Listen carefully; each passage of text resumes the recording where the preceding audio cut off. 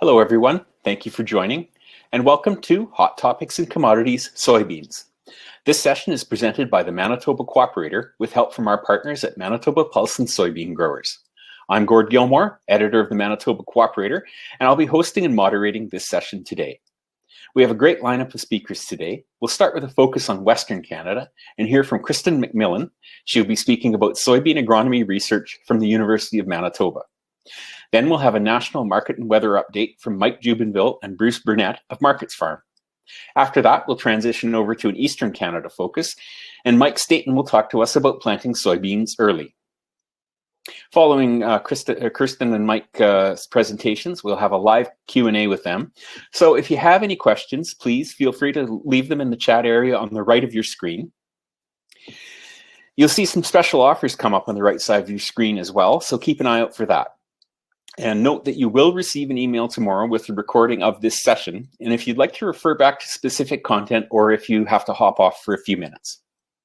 Our first speaker is Kristen McMillan. Kristen is the research agronomist in residence at the University of Manitoba.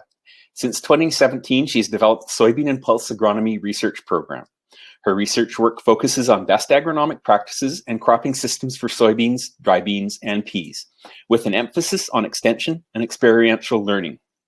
Kristen completed all of her education at the University of Manitoba and holds an agriculture diploma, BSc in agronomy, and MSc in plant science. She's also a professional agrologist and certified crop advisor. Kristen will talk to us about putting soybeans to work on your farm.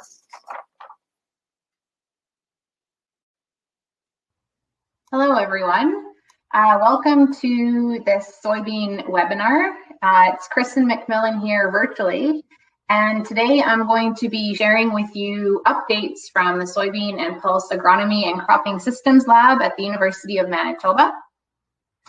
And I'm just sharing with you one of my favorite pictures and just a reminder to the times that we could gather in person and look at all of our research plots. So hopefully someday soon again, we'll either gather in research plots or gather in a crowd at a buffet table somewhere. All right, I'm going to get started here. So here is a list of the research projects that have been ongoing over the past 4 years. And the format of this presentation is almost going to be like speed dating for soybean research projects. I'm going to spend about 4 minutes on each experiment and share with you some of the, really just the highlights and outcomes of each experiment, and hopefully entice you to read the annual report, which will give you all the details of each experiment. And the annual report is due out in March. So again, here are the 7 experiments we're going to be talking about. And also here is a map of soybean acres in Manitoba, and the orange stars indicate where these research projects take place. So not all of them are at each location, but we are spread out throughout the soybean growing area of Manitoba. The first project I'm going to talk to you today about is late seeding of soybeans in Manitoba. So this experiment started about 5 years ago, and we had just come off a couple years of wet springs and late seeding. And coupled with the introduction of early maturing soybeans and just the increasing availability of short season cultivars, farmers, particularly in South Central Manitoba, were wondering if soybeans could be an option for seeding in late springs, so basically in June. So to answer this question, there are really 2 factors that I'm looking at. And the first one is, can 80% yield potential be maintained with June seeding? And then the second factor, of course, is maturity risk. So this experiment was conducted in 3 locations across 3 years. The locations are Arborg, Portage, and Morden, and that represents, our longest growing season being Morden, a central area being Portage, and then our short, cool growing season being Arborg. This graph here clearly shows that in Arborg, as seeding is delayed from late May through late June, we are losing yield potential. So as seeding is delayed, we're losing yield up to 35%. And that occurred in 2 out of 3 years. Compared to Portage, where we were able to maintain 80% yield potential, with the exception of one of the years. We did lose yield, but we were still able to maintain 80% yield potential. And that's compared to Morden, where from late May through mid to late June, we were able to maintain similar yield potential. So in terms of late seeding options for those areas, yield potential tells us no in Arborg, but yes in Portage and Morden. So it's not just about yield though. What we found was that as seeding was delayed, days to maturity either stayed the same or was reduced slightly. And so when maturity is similar, what we're doing with late seeding is delaying maturity. And so even though we can maintain yield potential in mid-June, it's just too risky. And so the soybeans were maturing past the typical frost date. So looking at those 3 test areas, in the coming years, there are likely to be potentially changes to seeding deadlines for soybeans in Area 1, which is where Morden is located, and Area 2 in Portage. Likely through the first week of June, but really no later than that due to the maturity risk. And current seeding deadlines are certainly appropriate for the shorter cooling growing areas like Arborg in the southwest part of Manitoba. And this is somewhat is interesting for farmers because even though we want to seed as early May, mid-May, the reality is that up to 20% of crop acres are actually seeded in June each year. So this could be another option for soybeans for some farmers in those areas.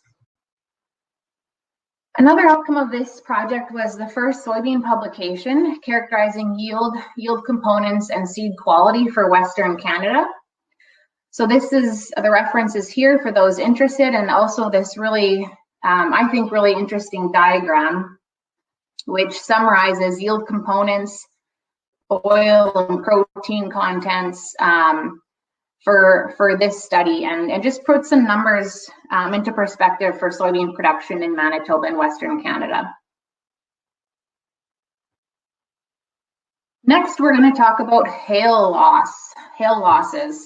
So again, this is going back 5 to 7 years now, where we had unfortunately record hail claims in 2015 and 2016, and it became evident that when hail occurred on soybeans in Manitoba, farmers and agronomists just weren't seeing what the data was telling us, wasn't quite lining up with the damage that was actually happening in the field. So we initiated this project in 2015, and we looked at 2 types of damage. So we looked at the effect of defoliation and node removal on soybean yield and quality. Now I'm just going to show you a video here of the defoliation experiment. And just to show you how much work this experiment was, here's one of my summer students doing 100% leaf defoliation during the vegetative stage of soybean. And so we did this in plots that were about 1.5 meters by 6 meters. And we did this at 6 different soybean stages and at 3 different defoliation levels. So today I'm going to talk to you about the defoliation experiment. The stem breakage or node removal experiment was a separate experiment. So in reality, when the soybeans, it was mid-August and we're at R5, R6, it definitely took more than just a couple of us. So over the 4 years that this experiment took place, there were over 60 technicians and students who assisted with hail simulation. And it wasn't all fun and games, especially when it was 35, 40 degrees out there. All right, so here is the data. So like I mentioned, we looked at the effect of 33, 66, and 100% leaf defoliation at 6 different growth stages. And what I've included here are 4 of those growth stages just for the sake of room, space, and time.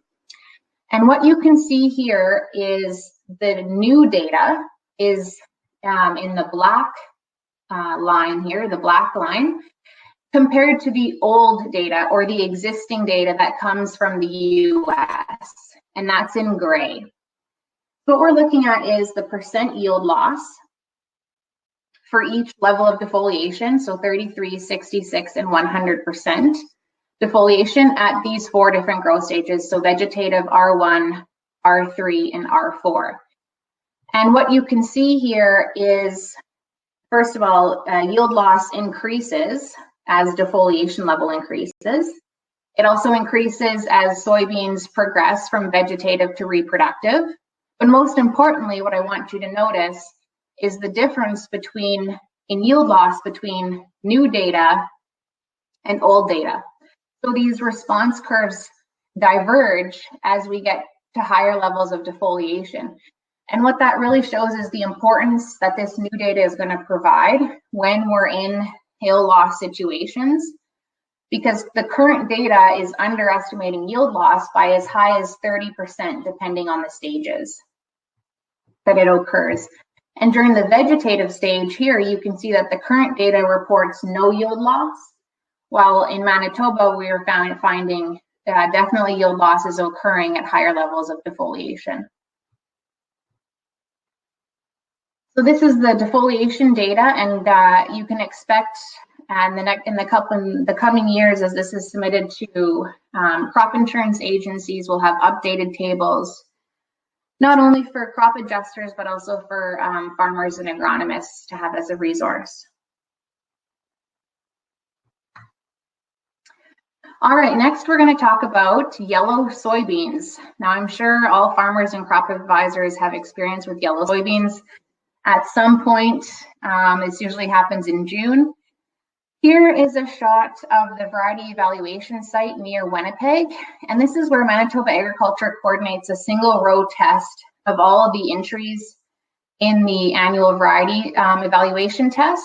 And Dennis Lang conducts IDC ratings, visual ratings, that are then included in the variety evaluation guide. So one piece of information, we know that variety selection is currently our best management strategy, most effective and cost effective.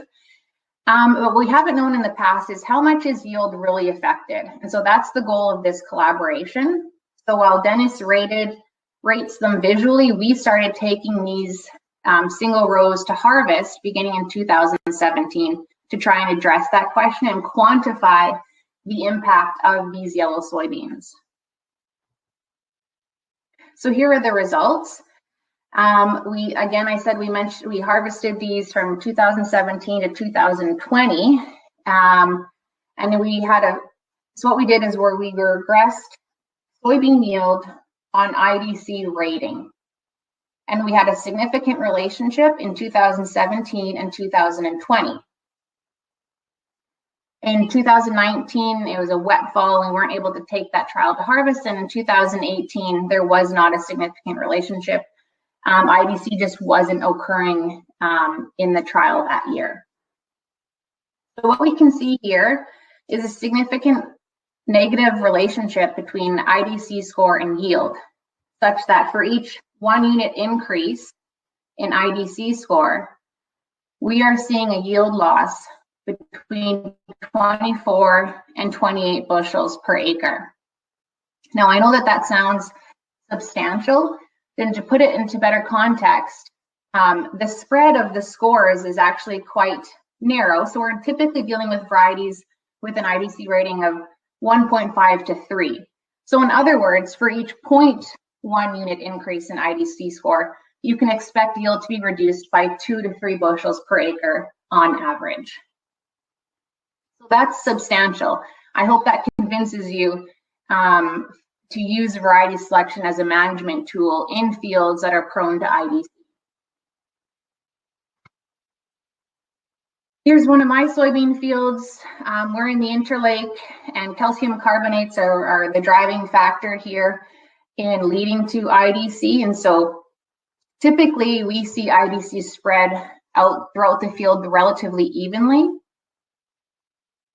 And so here in this particular year, we had 2 varieties, one with an IDC score of 1.9 and one with an IDC score of 2. And not only visually, you can see the difference here, but even that 0.1 unit difference in IDC score based on the data that we've produced, I would expect on average to see a 2 to 3 bushel advantage for the variety that has the lower score and is more tolerant to IDC. But what if, and this is the case in many situations, what if IDC is not evenly distributed throughout the field? And there's going to be a poll that shows up on your screen that I hope you can answer. I'll just give you a second to do that. So the reason that I'm asking this question is that research from North Dakota and South Dakota has shown evidence of a trade-off between IDC score and yield, such that if we're choosing varieties that are tolerant to IDC, they're actually not the highest yielding varieties in areas of the field that don't have IDC. So here, based on this study, we can see that when you have a field without IDC, it's clearly a better strategy to plant a susceptible variety, one that just produces high yield. But if you have a field that is largely affected by IDC, it certainly makes sense to plant the tolerant variety. But when we're in this gray area and only 25 to 75% of the field is affected by IDC, according to this research, it actually makes the most sense to either plant 2 different types of varieties or an overall good variety. However, in order to deploy those strategies, we need to be able to predict where IDC is going to occur, which is a challenge. And we also need to be able to identify overall good varieties. In order to do that, we need yield data from the same cultivars in an IDC affected area and a non-IDC affected area of the same field. So currently we don't know if those differences in trade-off between yield and IDC occur in Manitoba soybean varieties, but the plan is next year my team is going to take the IDC trial to harvest, and we're also going to plant the same variety test in the same field, but in an area that's not affected by IDC, and try to get at this potential strategy in managing IDC more precisely going forward.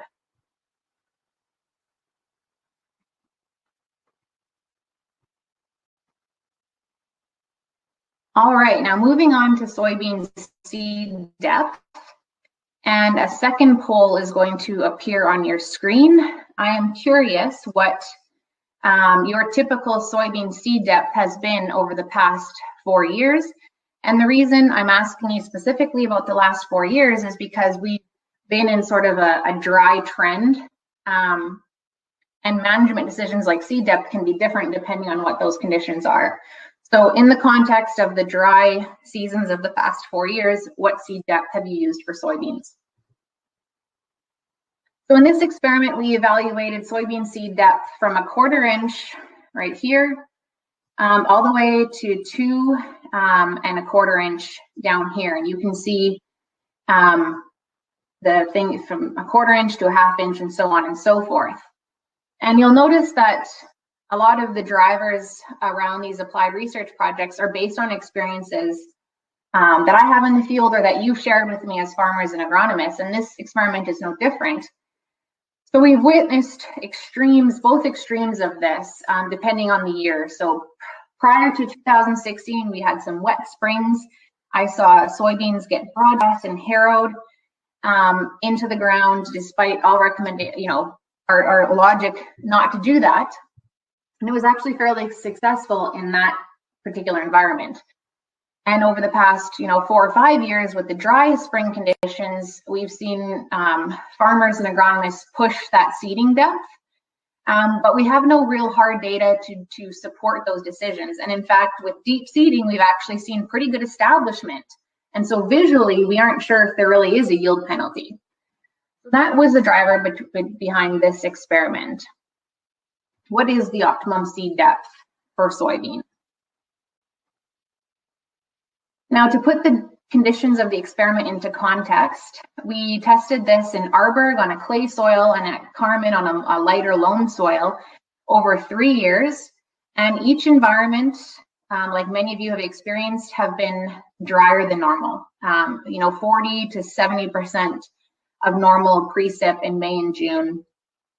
And here I'm showing you the seeding window. So these trials were seeded between May 14th and May 24th. And you can see here at Carmen is the normal precip line and at Arborg is the normal precip line. And so in that seeding window, precipitation in those springs was really nil during that seeding window and far below normal. And actually an inch of rain accumulated took anywhere from 10 to 22 days over the course of this experiment. So we tested soybean seed depth in dry spring conditions. The first thing we looked at was the effect of seed depth on soybean establishment. So what you can see here is reduced establishment at shallow seeding. Okay, this is not surprising. And as seed depth increased, we saw better soybean plant establishment to the point where we're at what is a recommended plant stand, anywhere from 140 to 160 100,000 plants per acre. So as long as soybeans were seeded a ½ inch or deeper, we achieved adequate plant establishment. Here's just what that looks like visually. So we can see here at shallow seeding, we had poor establishment, and then really great establishment at higher depths or deeper depths. A slight reduction, as we saw in the data, with deep seeding, but still well within an acceptable range. So what does that mean for yield? Here is the soybean yield response to seed depth across all of those environments. So what we have here is yield increasing from the shallowest depth up to an optimum. We hit yield maximization at about 1.25 inches. And then slight decrease again to 2.25 inches. So on average, we saw a 20% yield reduction with shallow seeding and the 10% yield reduction with deep seeding. So based on this yield response, the optimum seed depth for soybean is going to be anywhere between 3/4 inch to 1.75 inches. And that will maintain yield between 90 and 100% of maximum. So if it isn't plant establishment leading to reduced yield at a deep depth, what other factors are contributing to yield loss with non-optimum seed depth? So like we saw in previous slides, it's pretty obvious with shallow seeding where we're just barely covering the surface of these soybean seeds.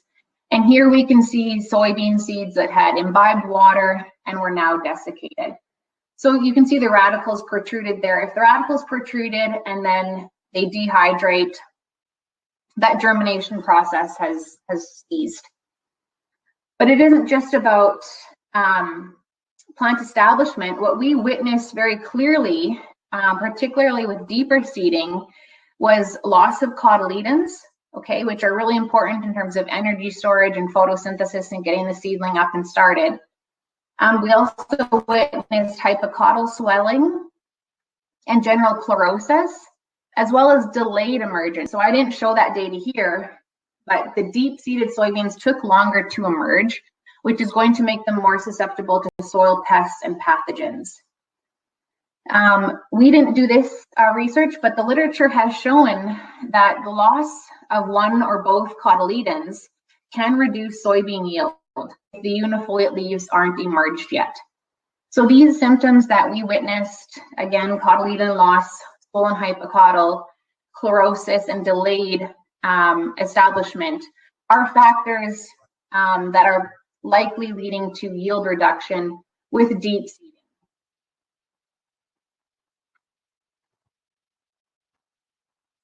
So the take-home message, ideal soybean seed depth is between 3/4 inch and 1 3/4 inch. and do your checks. So measure seed depth while you're seeding. It can vary by field, by type of equipment, and measure it post-emergence. So here's one of my favorite pictures. You can see very clearly where the seed coat's been lost and the root hairs are starting. So that's how you measure seed depth, is right where the root hairs start, and you're measuring that white tissue until we start to get photosynthesis happening.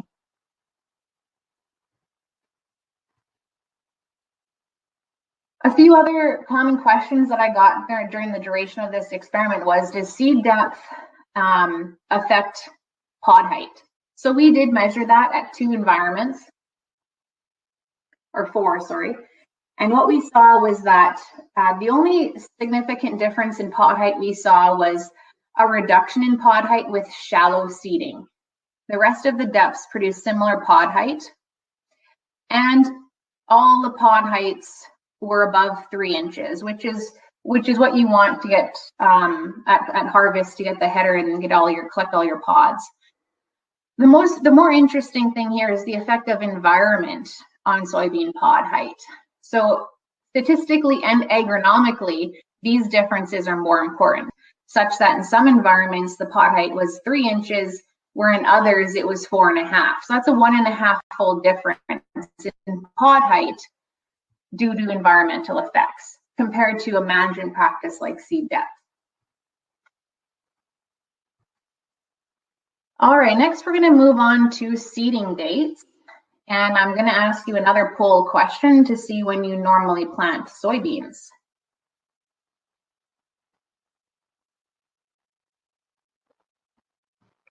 Okay, we're going to jump right into the results for this experiment. So we looked at 4 different seeding windows across 4 locations in Manitoba across 3 years. And you can see here the dates of those seeding windows. So we started as early as we could get into the field. April 28th was the earliest, and we went through to the first week of June. And it's pretty clear from this data that the soybean seeding window is flexible in Western Canada. Soybean yield was statistically the same if we seeded between April 28th and May 24th. There's really no clear indication that seeding early captures a lot of yield in Manitoba. And I'm going to extend that out to Western Canada because I know we have viewers here from Saskatchewan as well, and possibly Alberta. Now, certainly there was some variation by environment, and I'm going to get into that in the next few slides here.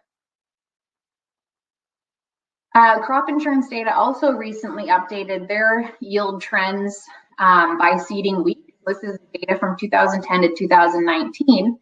And it also very clearly shows, if we look at the soybean line here, the relative yield beginning in the first week of May actually goes up slightly from the second week of May, stays relatively similar above 100 to the third week, and then we start to see that drop in yield by the fourth week of May, which is consistent with the late seeding study that we talked about, the very first experiment we talked about. So as soon as soybeans, we don't want to wait until the last week of May. That's where yield drops by about 15%. So here's the relative soybean yield by seeding window for each environment tested. I did mention that there is some variation by year and location, but overall the trend is the same. And it's very difficult to say which window in the first 2 weeks of May is going to maximize yield, because it depends a lot on those early spring conditions. So the first seeding window, which was very early, yield was maximized at 4 out of the 11 environments. It's the second seeding window that tended to maximize yield the most frequently. And this is also the seeding window where we're sort of out of that risk of cold soil and spring frost. So you can see here that in those environments where we saw a yield, lower relative yield at the very early seeding date. We were dealing with cold soil, anywhere from 0 to 6 degrees, which we would consider to be too cold to be seeding soybeans. And you'll also notice that we're dealing with spring frost. So we had spring frost happen in many of these environments from May 19th to May 27th. Sometimes we had emergence and sometimes we didn't. So these are the factors, cold soil and spring frost, that I'm attributing to a less than optimum yield in some of those first seeding weeks. So my tendency is towards the second week of May, where we're out of those risks and we never really see, we either see yield maximization and we haven't seen yield reduced in that second week, that's for sure.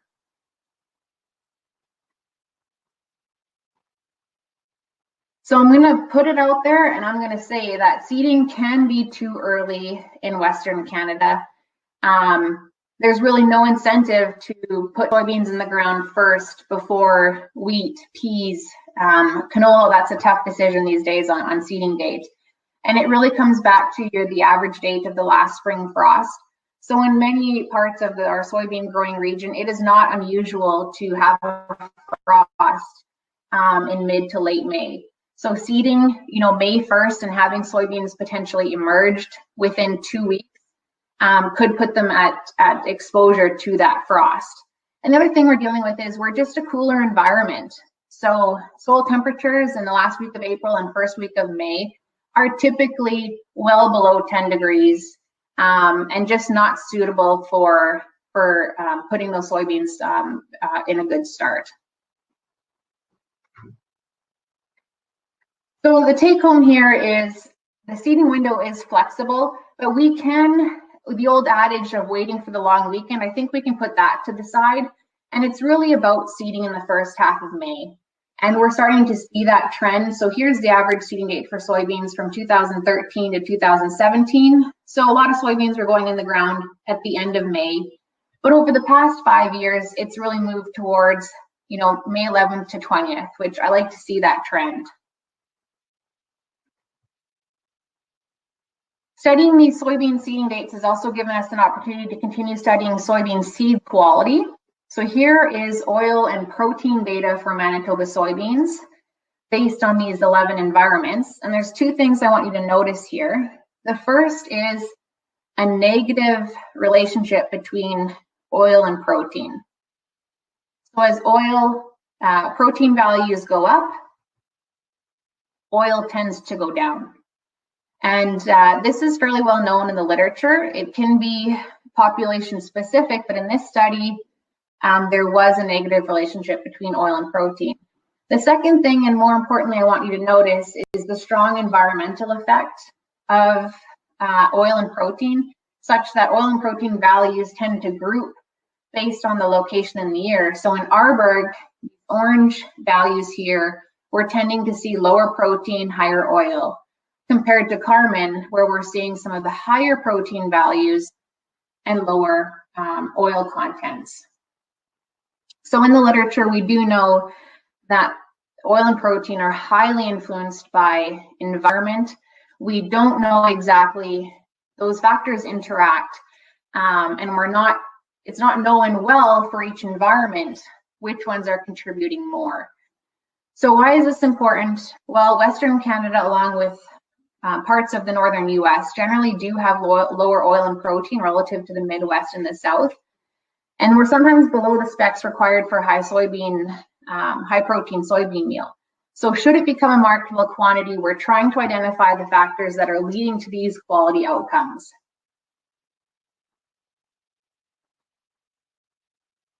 So I do have a slide here concluding the soybean seeding date studies. So overall, seeding soybeans in the first 3 weeks of May in Manitoba produced similar yield with some variation in year and region. Yield maximization occurred most frequently in the second week of May, followed by the first week, and is likely influenced by cold soil and frost. That is more typical to be risk factors in that first week. So with that flexible seeding window, specific regional and field decisions on seeding dates should be made by considering soil temperature, weather forecast, and the last spring frost date for you in your particular area. And really what we're trying to do is avoid cold soil and cold rain for that first 24 to 48 hours. And by cold, I know we typically use 10 degrees as a rule of thumb, which might be a little bit conservative. The literature from the US is pointing more towards something like 7 degrees. So 7 to 10 degrees, we're in the okay zone, as long as the forecast is good. In Saskatchewan, though, there's some new literature coming out from there, and their seeding date, their optimum seeding date is actually looking even later than Manitoba, suggesting potentially even the 3rd or 4th week of May. We found that protein concentration is sometimes lower with early seeding, while oil concentration is often higher. So it's not necessarily related to early season conditions, but rather the seed fill period. And this is going to comprise quite a bit of future research. In this study, we've collected soybean growth staging data. And over the next few years, we're going to be investigating that to identify what environmental conditions at what growth stage of soybean are contributing to yield and seed quality parameters. All right, I am certainly over time, and I'm just going to fly through these last couple of slides. So we've also looked at soybean yield response to fungicide application at Carmen over 3 years. Here is the average, here are the results over the 3 years. And really, we found no significant response to fungicide application, regardless of timing or product. And this is in line with the on-farm research that the Manitoba Pulse and Soybean Growers has been doing over the past 5 years. In over 60 on-farm trials, there's only been a response probability of 15%. So I'm not surprised that we aren't getting a yield response to fungicide application, and here's why. To the left of your screen are the top 8 yield-limiting diseases in soybean in the US. And you'll notice that the pie graph is comprised of orange and yellow. What that indicates are diseases that are soil-borne and are affecting roots and stems. Okay, those are the real soybean yield robbers. Soybean cyst nematode, Phytophthora, seedling diseases, sudden death syndrome, etc. And if we look on the pie graph on the right, these are the most commonly diagnosed soybean diseases in Manitoba. And you can see that, yes, we have some orange here. We're dealing with seedling diseases and Phytophthora. But most commonly, really, we're dealing with foliar leaf diseases, which really aren't going to be the ones that are going to be robbing yield. When it comes to these yield robbers, soybean cyst nematode, that was just confirmed in 2019, so we need to keep an eye out and be vigilant with that. Phytophthora root rot is in surveys is anywhere from 3 to 30% of fields annually. Seedling diseases we don't have good data on. Sudden death syndrome is here, but at very low levels. And charcoal rot and brown stem rot haven't been detected in Manitoba yet. So the take home here is we really need to be focusing and be proactive to be watching out for these yield robbing diseases. And they're going to require more complex management strategies than a fungicide application.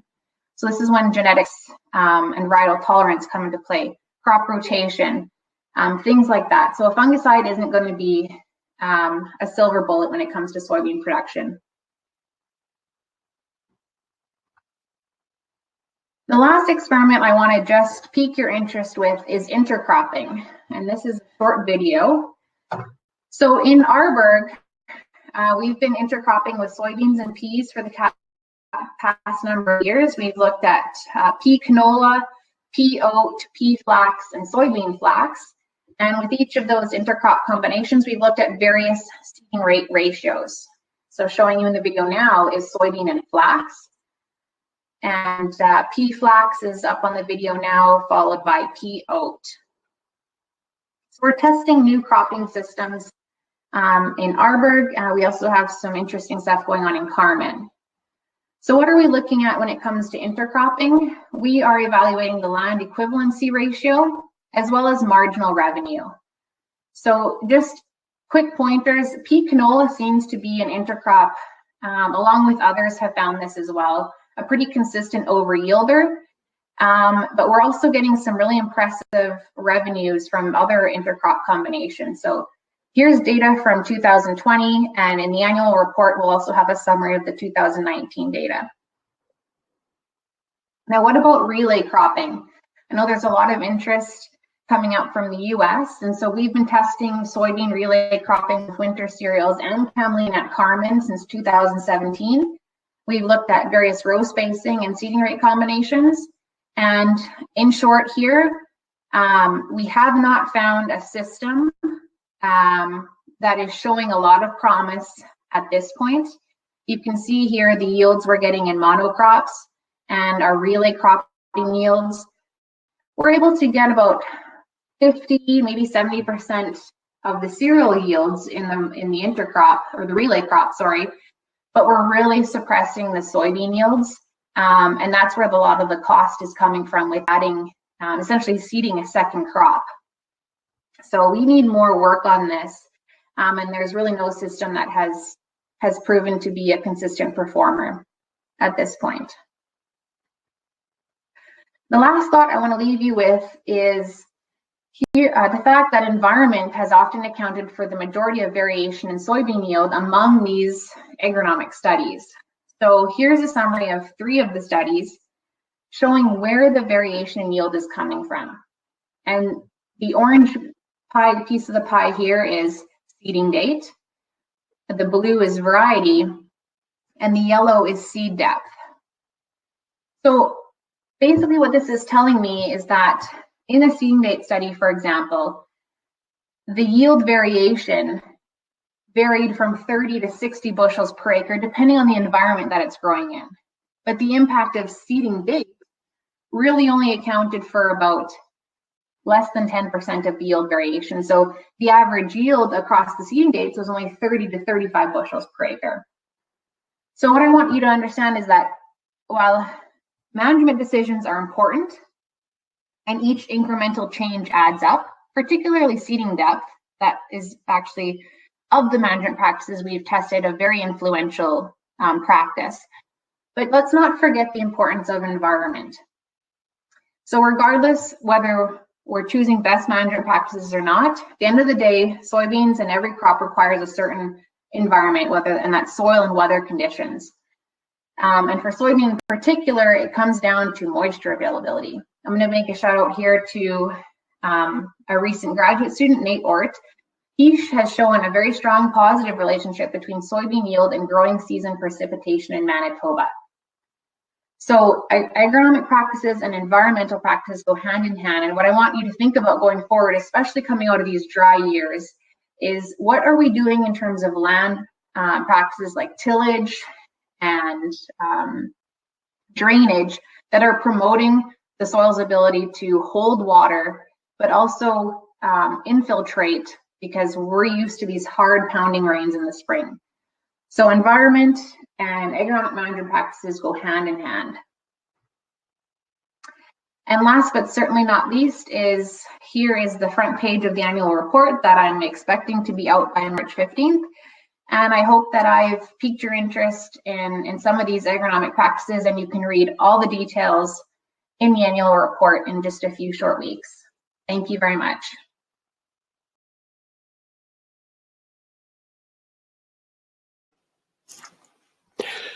Thank you so much for that presentation, Kristen.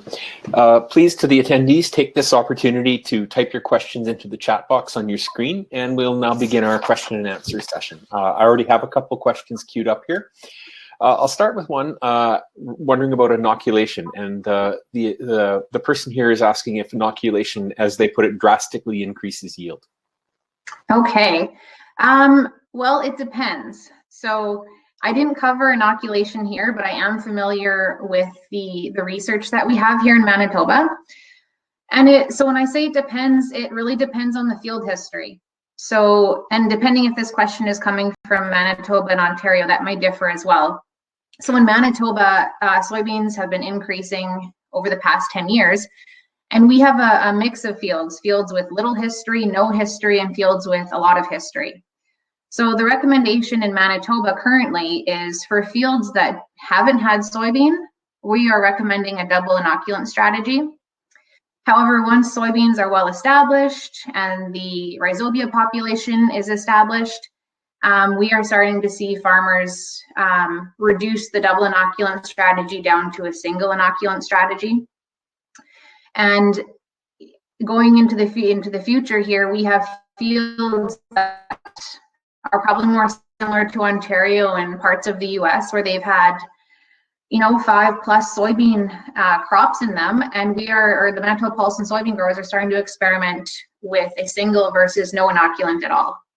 So right now, yes, inoculant's important, especially for new soybean fields and for establishing the rhizobia population.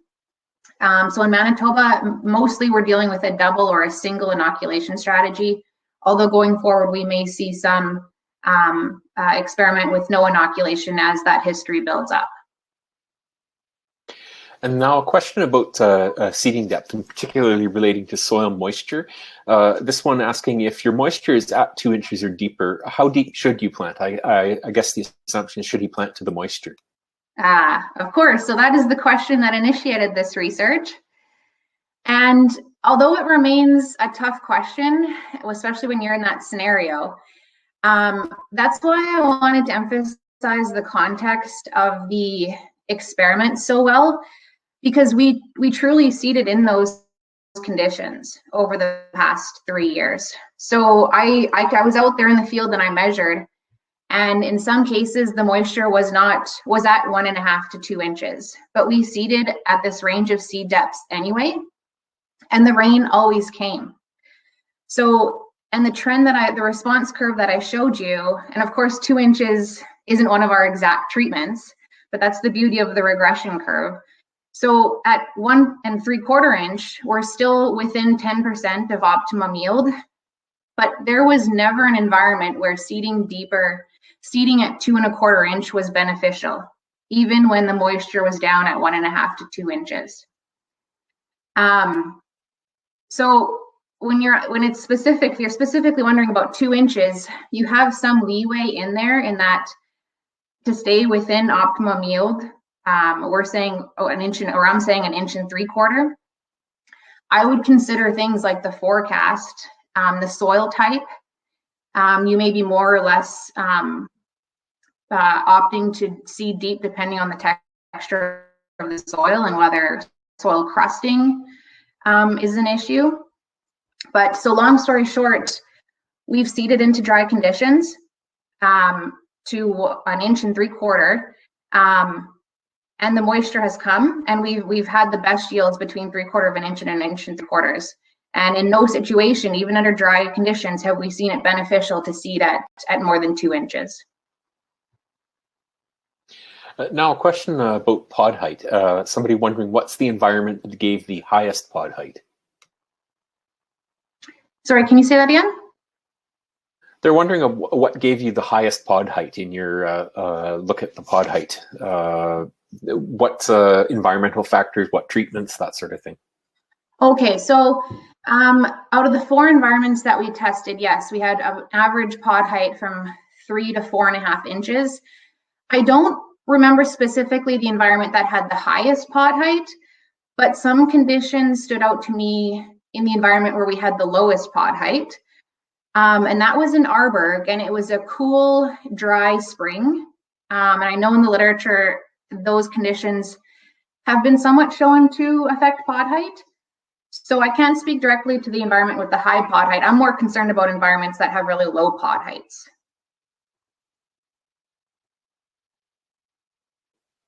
And somebody here wondering, is there any information for Northern Alberta about seeding dates, what they'd be able to harvest, growing days, that sort of thing? Ooh, North Alberta, okay.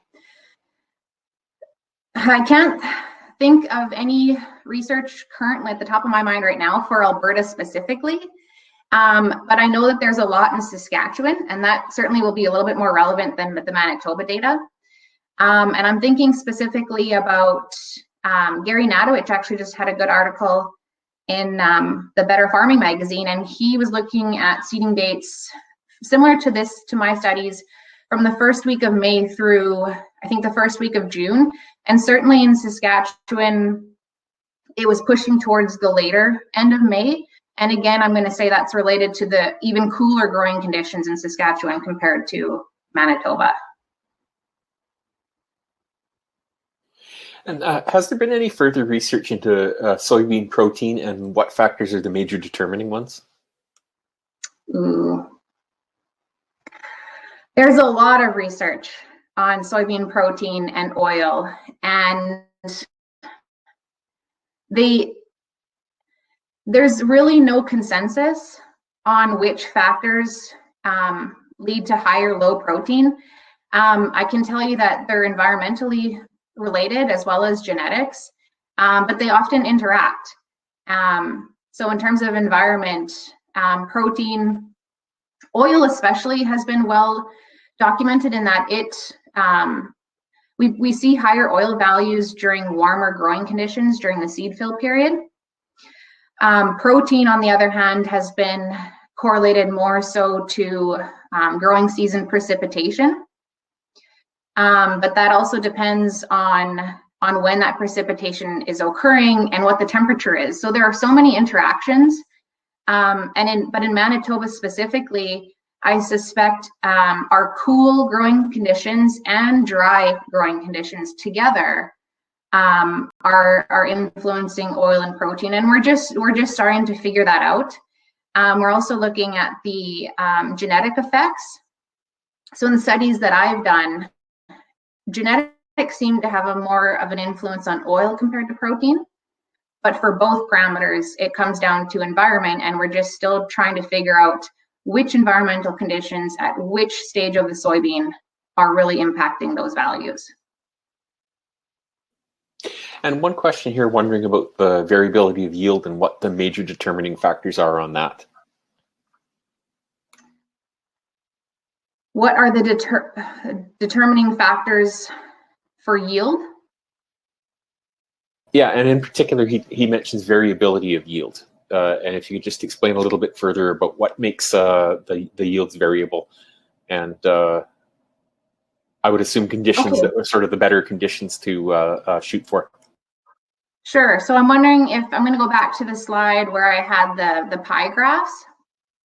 Yeah, I'm sorry. That is actually something they mentioned. Okay. So in an experiment, for example, if I'm looking at the variety choice, so I'll test 2 varieties or 3 varieties, and I also might be looking at seeding date, and I'm looking at those factors in different environments. What we're able to do is Kristen, you look at the overall there. You broke up just a little bit there on a key Okay. part. Could you just what is it that you look at then again? So for each experiment, what I'm able to do is see how much of the yield variation is explained by each factor that was tested. So if I looked at different varieties, what was the range in yield due to a change in variety? Or what was the range in yield due to a different seeding date? Or what was the range in yield due to different growing environments? And the largest range in yield consistently comes from environment. So factors like, I'm going to go back to precipitation. That seems to be a big one in Manitoba, especially over the past 4 years that I've been doing this research, compared to a management practice like a different cultivar choice or a different seeding date. Yes, it influences yield, but not as drastically as the environment. And I have a question here about the research site in Dauphin. You'd highlighted that you had one. What project was that you were looking at there? In Dauphin, it was the soybean seeding dates, and cultivar. So we had 2 different cultivars seeded at 4 different seeding dates, starting in early May through the first week of June. And one final question about the seed treatment Saltro. Are you familiar with it? Do you know how effective it is against SDS? And if so, what percentage of effectiveness do you think you could see in it? Okay, so I know there are seed treatments available for SDS, but I'm not familiar with that seed treatment.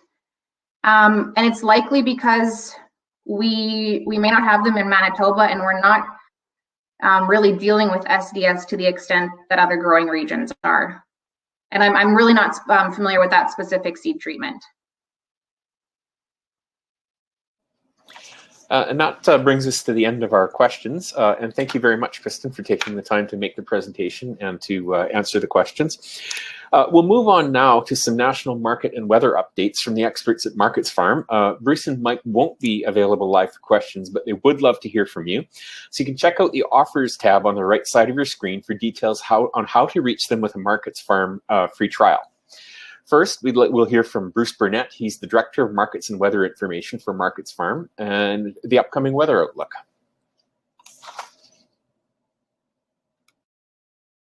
Welcome to the soybean weather outlook for 2021.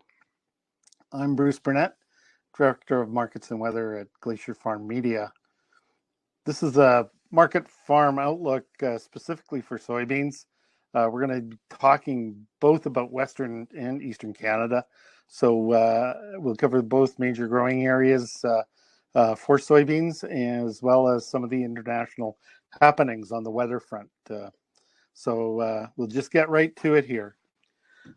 So for Southern Ontario, the 2021-20 growing season was pretty much close to ideal.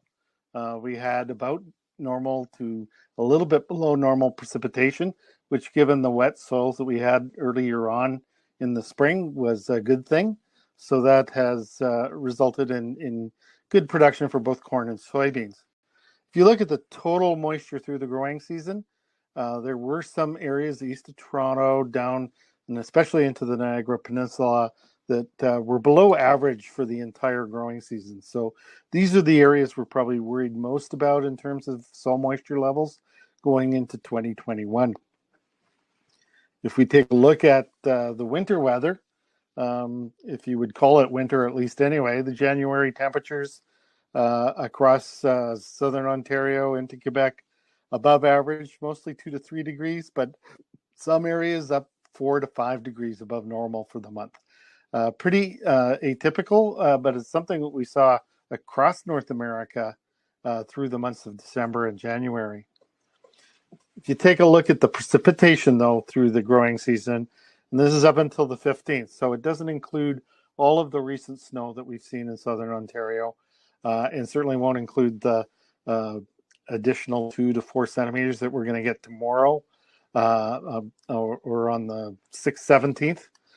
Essentially, we are at below normal levels throughout most of southwestern Ontario, also into the Ottawa Valley and into Quebec as well. We're seeing below normal winter precipitation. Now, these storms that have moved through this week have helped alleviate some of those issues, but again, aren't game changers in terms of how much snow we've had this winter. So we're certainly would welcome a bit of late winter, early spring rainfall, snowfall to help top up the moisture situation in Southern Ontario. So out in the prairies, we had a mixed growing season as well last year. But the common theme, especially in Manitoba and eastern Saskatchewan, where most of the soybeans are grown, is that we had below normal precipitation through most of the growing season. So this actually did impact soybean yields last year, especially in parts of Manitoba and eastern Saskatchewan, and is our biggest concern probably going into next year. As in Eastern Canada, we did have an above normal December and January. Temperatures in the soybean growing areas there, eastern Saskatchewan, Manitoba, more than 5 degrees above normal or 3 to 5 degrees above normal. So quite a warm weather. Of course, the last 2 weeks in February, the first half of February has been almost record cold for this area. So we sort of had to pay for it, but certainly I think we'd trade off those couple of weeks of cold weather for warmer temperatures through December and January. The one thing that we haven't had on the prairies this year is significant snowfall, especially in those soybean growing areas in Manitoba and eastern Saskatchewan.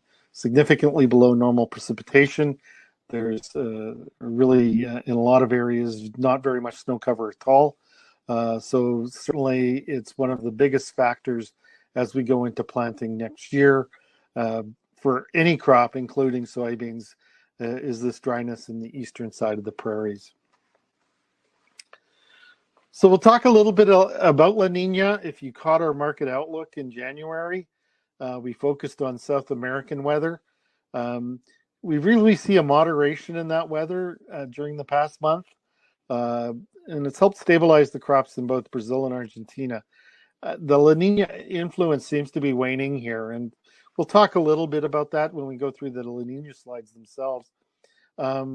The rains and late planting have caused delays with the Brazilian harvest, so I think that's what the market's most focused on.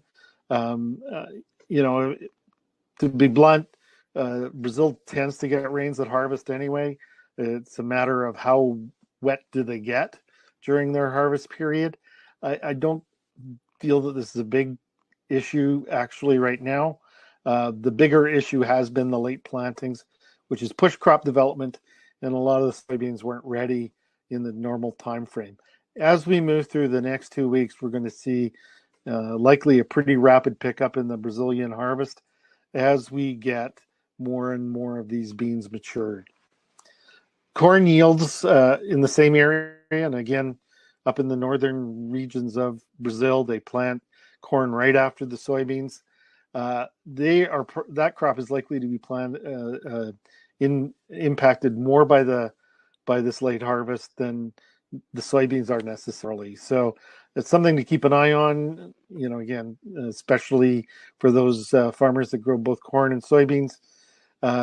You know, corn yields still are vulnerable in Brazil, despite the fact that we're seeing increasing estimates from there. Lastly, but not least, Argentina is still trying to get up to normal rainfall amounts.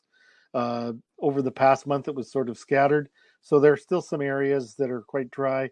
And we do need some rainfall here to prevent crop deterioration between now and, let's say, the middle of March, when the harvest really starts up in the central growing areas of Argentina. Take a look at the La Nina episode. Here are the temperature deviations. It's from the 17th of January to 13th of February. And you can see it's not a uniform area of colder than normal temperatures, which is what defines the La Nina. We're starting to see some above normal temperatures off the coast of Peru and Ecuador, as well as a couple of areas in the Pacific itself that are slightly above normal.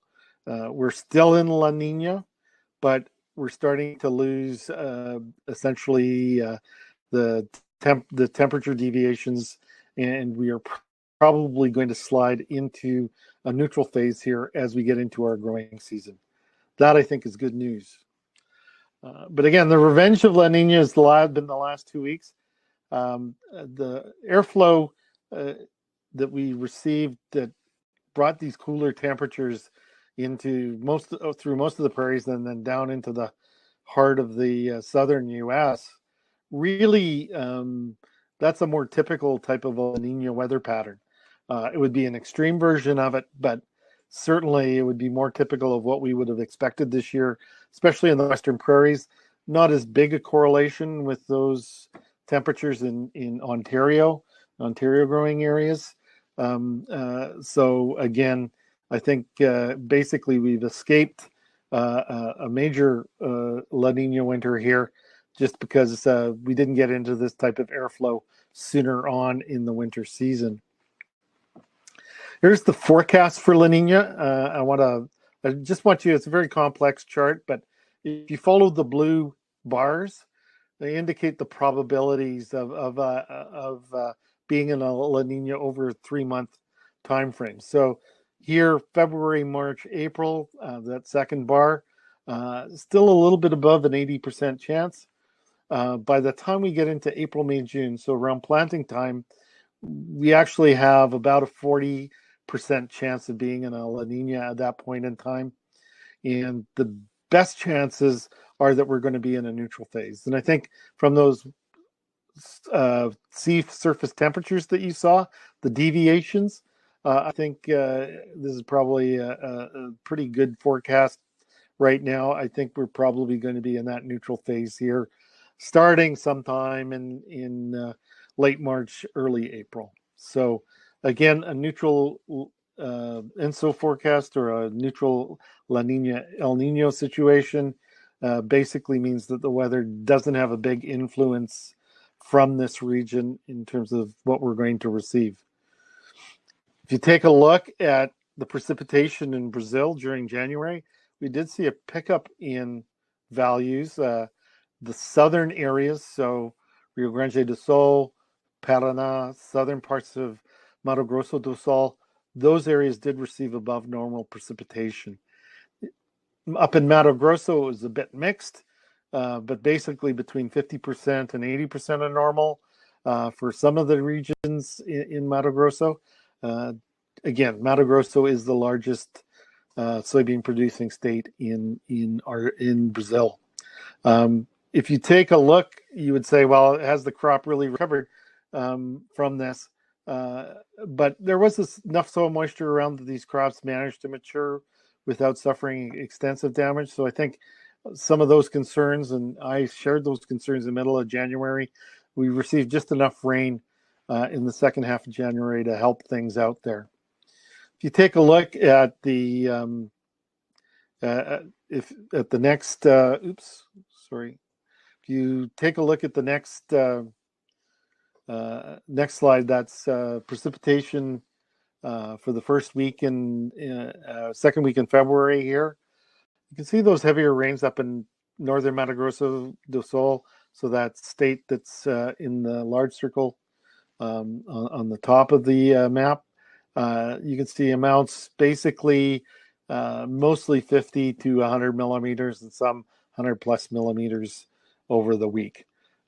This might sound like a lot, but this is a pretty typical type of a storm setup for this region. Again, it's a region that's quite wet, but it also needs frequent precipitation.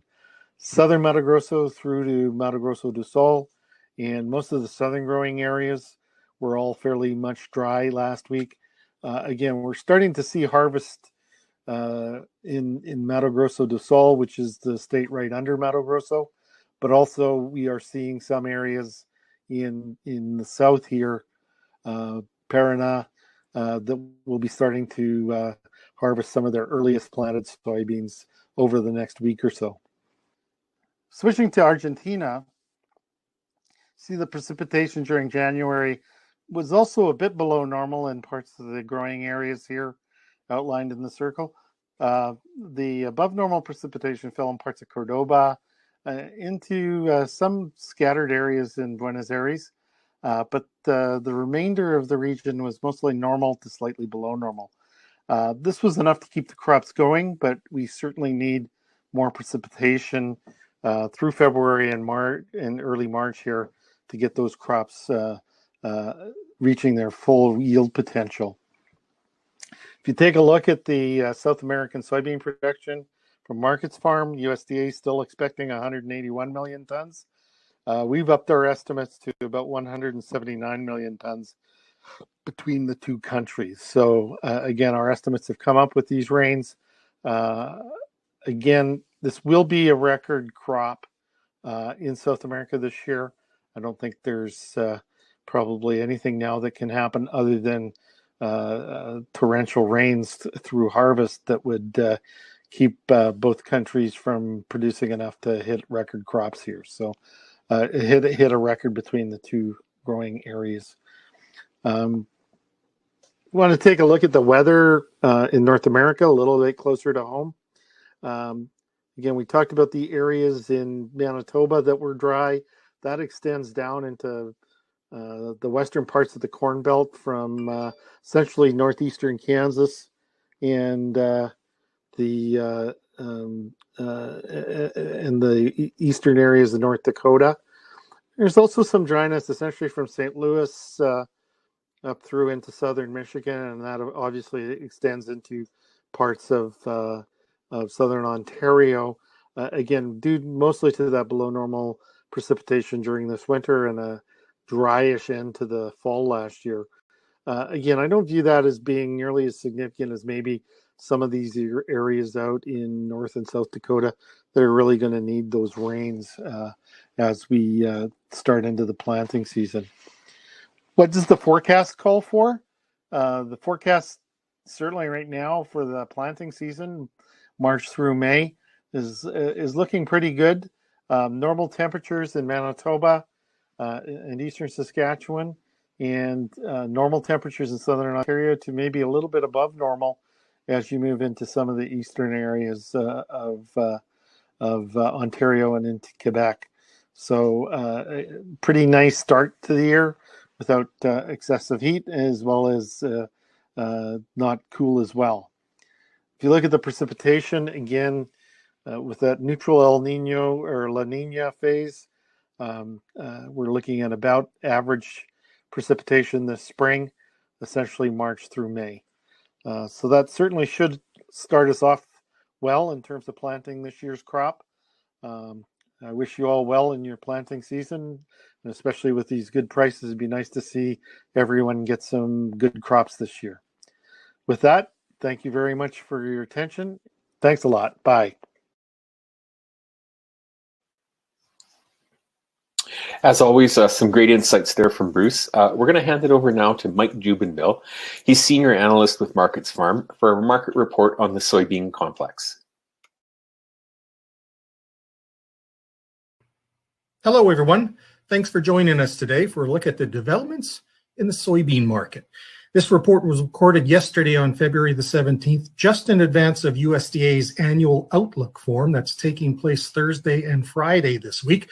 Hopefully that forum is going to reconfirm again the very strong demand that we've seen for North American oilseeds to this point of the marketing year, and suggest that the tightening stocks situation for soybeans, for canola and oilseeds in general this year is indeed playing out and further supporting market prices. Regardless, since August, we've seen one of the most impressive soybean rally runs in many years. So let's take a look. We'll take a look at some of the Canadian side of things before we explore internationally. Soybean area in 2020 decreased probably to its lowest levels since around 2013. For 2021, I suspect, and I don't have that up on the graphic here, but I suspect we'll probably move in an extra 300,000 hectares or so, and this graphic is in hectares, into Ontario and Manitoba after a bit of a curtailment in soybean acres put in last year on both those provinces. So on the order of about 740,000 acres or so, I suspect we'll see extra in 2021. On the production side, soybean production in Canada increased in 2020 on better yield, and that's despite the lower acreage that went in the ground. But again, that production was limited in some sense from that extra area that was pulled out last year. So last year we did produce about 6.3 million tons of soybeans. In 2019, it was about 6.1 million tons. For the year ahead in 2021, with the extra acres coming in, assuming normal yield and such, we could probably be a crop in the order of about 6.6 million tons or so. Now, on the demand side of things, we have some interesting developments here. Soybean exports are, to this point in the marketing year, up until the end of December, are running probably the second largest that we've seen over the past 10 years. And that's pretty impressive since we really haven't reawoken Chinese demand for Canadian soybeans so far. The Canadian export program, and you can see here over past years in the yellow or orange portions of bars, represents China demand for Canadian soybeans in 2018-19. It certainly was a standout year. That's when the U.S.-China trade war started. China was desperately looking for soybeans from any location other than the United States as that war unfolded. So we really ramped up there. In 2019-20, certainly we didn't get anything from China, part and parcel because of diplomatic issues between Canada and China. This year we're seeing a little bit, but for the most part, the export focus for Canadian soybeans this year has been very much geared towards Europe, Africa, and the Middle East, as China continues to gobble up the lion's share of US and South American soy export availability. So far this year, I think in terms of we're almost around the area of about 3 million tons of export so far this marketing year. I think that number is finally going to come in by the end of the year, probably around 4.4 or so million tons. That's up from about 3.6 million tons last year. And I suspect in the year ahead, in 2021-22 marketing year, exports with the higher level of production have the possibility of moving perhaps as much as 5 million tons. On ending stocks for Canada, soybeans are in the process of decreasing. I think in this marketing year will work their way down to about 600,000 tons or so. On the grand scheme of things, still a comfortable level, though lower than what we've seen over the past 2 years. But I suspect that still solid demand for Canadian soybeans in the year ahead, particularly on the export side, potentially for the next year is going to draw ending stocks down to maybe about 350,000 tons or so. So I think that strong export demand will pull stocks to probably their lowest levels that we may have seen since 2014, 15 or so. Okay, this is a graphic I've just been start reusing this year. This is my long-term graphic. And the thing I just want to point out on this to start off with is the tendency on how not just soybeans, but I do this on canola, for corn, for wheat, or other commodities as well, is the progression of rallies that we've seen over the years. And this graphic is a monthly one that goes back to the 1980s. We see in periods of rally tends to be a really sharp spike to the upside, but prices tend to come down fairly quickly there afterwards as production responds to higher price worldwide. And then we go through a period of sideways. And that period of sideways can be anywhere from 2 to 4 years before the next potential breakout, which typically is to the upside. So it's up, down, sideways. And you see that progress over a number of rally periods over the course of the years in the last number of decades. Now you can see where I have the two lines and the arrows pointed out in that period around 2014 when markets fell off after their previous rally period, and we had a high levels built in, a solid resistance, but there was a series of rising lows over that period of time from 2014 all the way into 2018. And I suspected that was going to be at the time the opportunity for the next breakout, which typically history would suggest to the upside. Didn't happen though. And that's coinciding at the time where the US-China trade war came into play, serious disruptions in supply chains that took place because of the Trump trade policies, and knocked down agricultural markets, in this case soybeans, and extended that period of sideways range up until just the middle half of 2020, when the next real rally in these markets exploded to the upside. Now, in terms of overall production, if we take the major soybean producers, the Brazil, Argentina, US, we are looking at higher levels of production relative to last year. The top of each of those bars represents U.S. production of this year is 112, 113 million tons or so. Brazil is looking like it will have a record level of production of 132, 133 million tons. Argentina, the smaller band, there is about 46 million tons. But overall, we are looking at expanded production from the major exporters for this year. But that's not what's driving the marketplace. This is a unique scenario where we have a demand pull market in oilseeds and across a number of different commodities for that matter. And certainly one of the key elements to this is the demand that we've seen from China this year. And there's a couple of elements from China that we need to explore a little bit. One here is Chinese hog production. They are the largest producer of pork in the world. They have half the population of hogs on the planet reside in China. And you can see back in 2018 when there was a serious drop-off. They had the African swine fever decimate Chinese pork production, knock back their overall hog herd by as much as reportedly 40%. And Pork is the most popular meat item in China, and there was a rapid expansion to try to rebuild that inventory. There's guesstimates that it's been suggested by the Chinese media that they're back up to about 90% level of production, but there's a lot of question marks surrounding that since pork prices in China remain extraordinarily high relative even from a North American standard. So I don't think they're quite there yet, but nonetheless, it's created a very strong demand pull to rebuild that inventory. And it's a different story in China where previously you had a lot of smaller mom and pop type operations, few hogs to a local farm or local operation. In the midst of the African swine flu issue, the pork production that's coming back online is much more of an industrial commercial scale. And as such, instead of feed or waste products that are being fed to the pigs and such, there's a much more modern commercial feed regimen that, something we would probably recognize more here in Canada and US hog operations. And that has put a higher emphasis on demand for cereals, as well as oil seeds for the meal products, for the protein in the hog ration. And this all coincided, and you notice in 2018 when this drop-off occurred with that US-China trade war. So the trying to pull away from using US supplies worked for a period of time when the hog numbers were down, but as those numbers started to climb again and China basically chewed through a lot of inventory on the grains and oilseed side, the demand has come back with a vengeance so far this year, and there's no sign that that's necessarily letting up yet.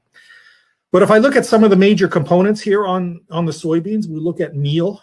Soybean meal prices, this is Chicago futures, have been on a steady incline since August, as we have on all the major grains and oilseeds.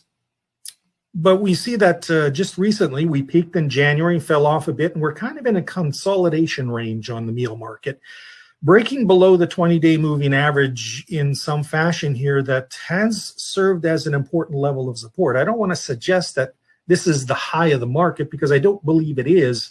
However, this gives us reason for pause as to what our interpretation of the marketplace is. I think we're in some kind of consolidation range now, but it's certainly something we'll be watching closely.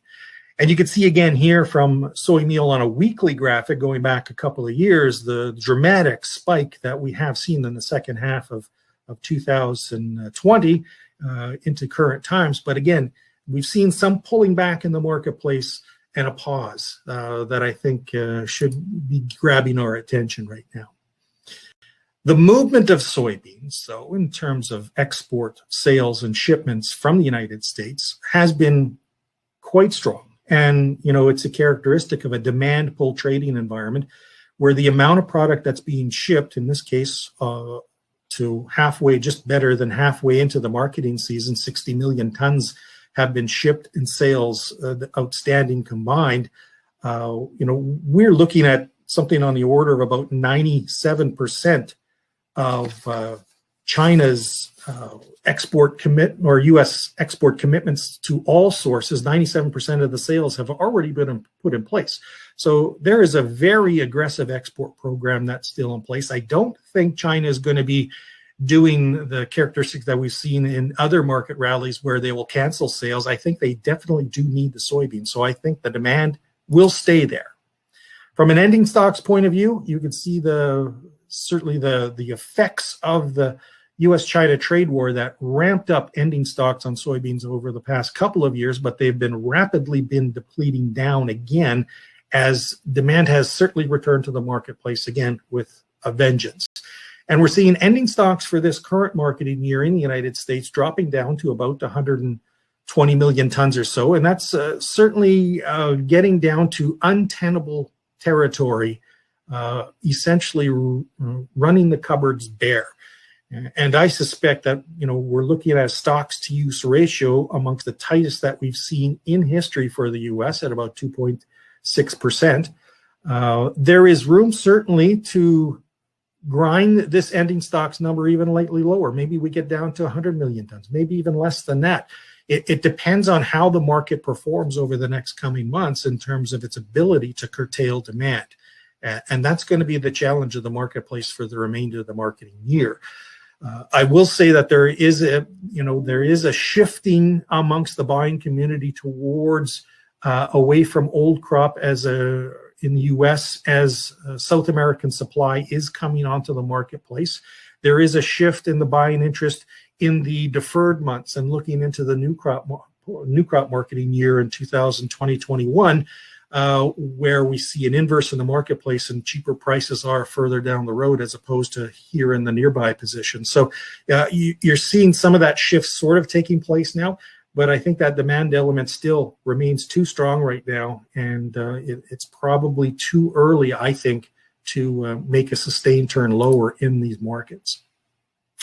Here too, again, looking here at new crop sales already on the books for next marketing year out of the U.S., far above anything we've seen before. So again, looks pretty intriguing as to what the new crop positions are going to be right now. The demand for soybeans, I don't think, is going to be letting up in the next year or maybe two. So the demand component of this marketplace, I think, remains intact and strong for the time being. Looking at another component here, we have soybean oil. Of course, soybeans are crushed for its meal and oil. And this one has been also one of the backbones to supporting the soybean market and is still trading at or near contract highs right now. We don't see that break off and consolidation that we've seen on the meal, with the oil market still is maintaining its strength. In fact, just on Tuesday, it gapped higher. We're down a little bit here today, and we're testing that gap again. But so far, at least, corrections in the rally that we've seen on soil are respecting the 20-day moving average and have been holding together. In the bottom of the graphic, you can see the MACD indicator, the moving average convergence divergence indicator. You can see at crossover points that I have circled when we had periods of correction in soy oil.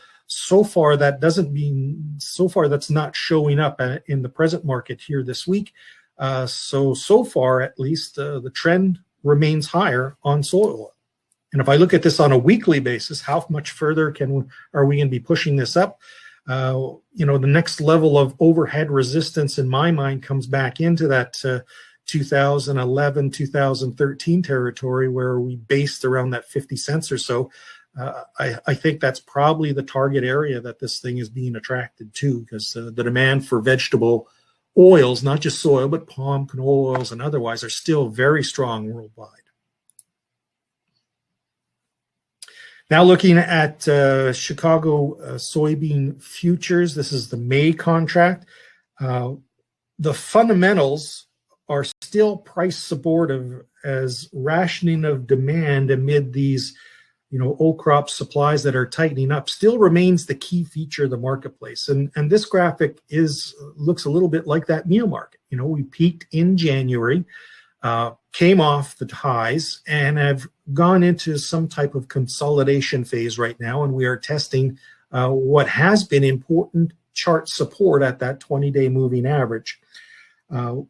With fresh South American supply, that is, their harvest is just getting started, maybe in Brazil at around 10, as much as 15% underway so far. We're going to see new crop supply coming online soon. The Chinese buying interest in oil seeds still strong in the old crop market, but there is a bit of a reorientation that is shifting more and more towards deferred new crop positions. So our inclination here at Markets Forum has been to reduce the amount of unpriced cash soybeans down, reducing the business risk and getting us down more to gambling stock that we're willing to sit on and see what rally opportunities may unfold over the course of the spring period. So this is the kind of thing that we're doing on a number of commodities right now.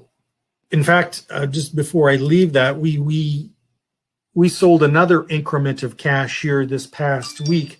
This is part and parcel about trying to reward rallies with incremental sales into a rising market. So from that period of early December to the peak in January, that was a rally of $2.25, $2.50 a bushel, and we wanted to reward that rally. So here in Manitoba, we were looking at cash bids still in the area of about $15.50 a bushel. Over Ontario cash bids, just over $17 a bushel. I don't have a graphic here, unfortunately, for Ontario cash bids, but these are very attractive prices relative to what we've seen in history, and definitely want to do incremental selling on it. New crop in Manitoba, upper 12s, $13 a bushel. Ontario, $14.50, $14.70 a bushel. Certainly are attractive prices that I would not talk people out of doing something on, but I don't feel a rush yet to participate on the new crop side. I still feel like it may be too early to sustain a downturn for new crop. We haven't even got into the weather markets that we're going to see for this year, and there's still certainly a battle for new crop acres yet ahead of us. This is a weekly graphic. I showed the May contract previously.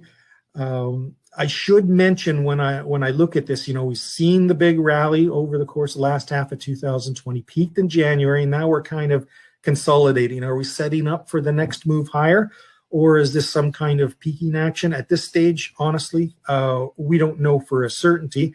I should mention that the past two rounds of USDA supply demand reports, the January and the Feb reports, despite offering bullish news, the soybean market hasn't responded bullishly to that information. And I don't want to use that as a major red flag, but it gets my attention when markets stop going up when they're still getting bullish news. So still, at the rate of use that we're seeing on soybeans, the U.S. is in danger of running out of supply domestically before next fall's harvest. So it's quite likely the U.S. will be importing some soybeans from South America to, supply their needs at the tail end of the marketing year before their fresh new crop supplies become available. So it's the fundamentals still in place to be supportive on the soybean side, but this is something we need to be watching for when markets are taking a pause, even in amid bullish fundamental news in the marketplace. Where can we go on this? This is a monthly graphic now, and again, going back a number of years. To me, the next resistance zone certainly is in that $15, $16 a bushel area in Chicago soybean futures. Is that a possibility? We've tapped around 14 or so, pulled back a little bit, but we're close to it right now. I kind of want to deal with the business risk in terms of my old crop marketing. I'm prepared to take a bit of a flyer here on the possibilities going into the remainder of the market year, because supplies look tight and demand needs to be rationed yet. So we are looking quite strong. Exports are strong. We're looking at domestic crush in the United States is running at record levels. In fact, in the October through December period, or January now, of the 4 or 5 months, most of those months have been all-time records in terms of U.S. domestic crush. So demand for beans and crush margins still look pretty attractive to those users. So, but the peak of these kinds of bull markets are really impossible for us to identify until well after the fact. So, we're going to continue using our program of incrementally selling into these rising and profitable markets. So that's sort of the game plan. And we had been, very reluctant to get forward pricing aggressively on new crop this year. And this goes all the way back to this past summer on our other video commentaries like this. Our feeling on Markets Farm was that 2020-21, it felt as though we were turning a corner to more profitable pricing opportunities in the new crop marketing year that we're in now. But ourselves certainly, and anyone else, didn't expect the kind of explosive gains that we have seen through the fall season and now into the winter season that we've seen on these markets. So we weren't forward pricing anything on soybeans, but we have been starting an incremental sale program here in the post-harvest period. The one thing I just want to bear in mind a little bit is this is Chicago soybean November futures, but this is from 2008. And this was really, in my mind, the last true demand pull bull market that we saw in soybeans. And during that period, there's a similar rally, a steady rally to explosive highs from August, September. So we rallied through the harvest period, peaked out in January, pulled back a little bit, and then rallied on to the end of February. And then in the beginning of March, the market tapped around that 14.50 a bushel, and then sold off aggressively. And we lost $3 a bushel over the course of 1 month. Now, I'm not making the prediction that this is the pattern we're going to be. And, in 2008, we bottomed out in March, April, and then in May, we started a new rally into July that, we eclipsed those old highs. This is the pattern in a true demand pull environment. And whether we play out the same kind of game here this time around is anybody's guess. But when we get up into this rarefied territory, one has to be prepared for increased volatility in these marketplaces. And that's probably why I want to reduce my business risk. I'm willing to take chances with an increment of soybeans that I'm classifying as gambling stocks. So that's where the opportunity, I think, for us lies in the immediate months ahead. So we need to be watching these grain markets especially close right now. The time constraints in offering this presentation are there, but if you do have any questions or comments about the markets, we certainly welcome them at Markets Farm. And of course, if you're not already a subscriber, we welcome you to stop by for a free trial to the Markets Farm online service. That's marketsfarm.com. And you can give me a call or shoot us an email anytime with any of your grain marketing questions. I'd love to help you out. So wish you the best of luck in the remainder of the marketing season, and stay safe out there. And thanks again for joining us today.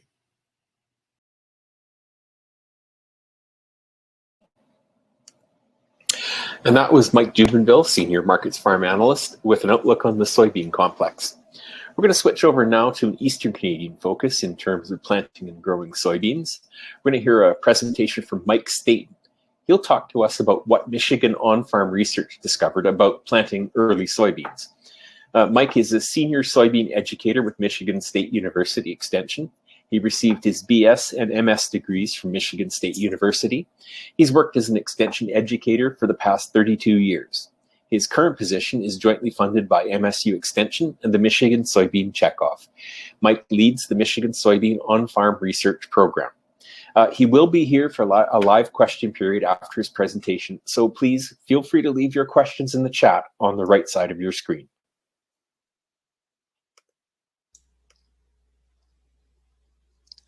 Good morning. Mike Staten, soybean educator with Michigan State University Extension.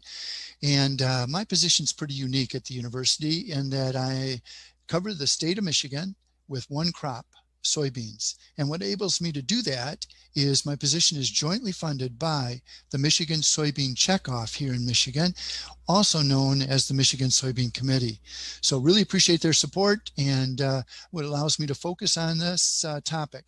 One of the things we do in Michigan is we survey soybean producers across the state, typically anywhere from 300 to 400 producers across the state each year, try to identify what their educational needs are. And then we design research projects and educational meetings and articles to address those needs. And one of the topics certainly that is important is early planting.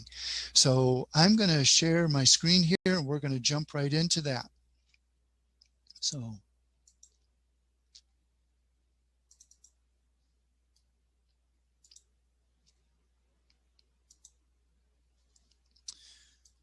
as I say, early planting is really important. I think most agronomists would agree it's one of the most important agronomic practices we can employ to increase soybean yields. I mean, pest management is really important.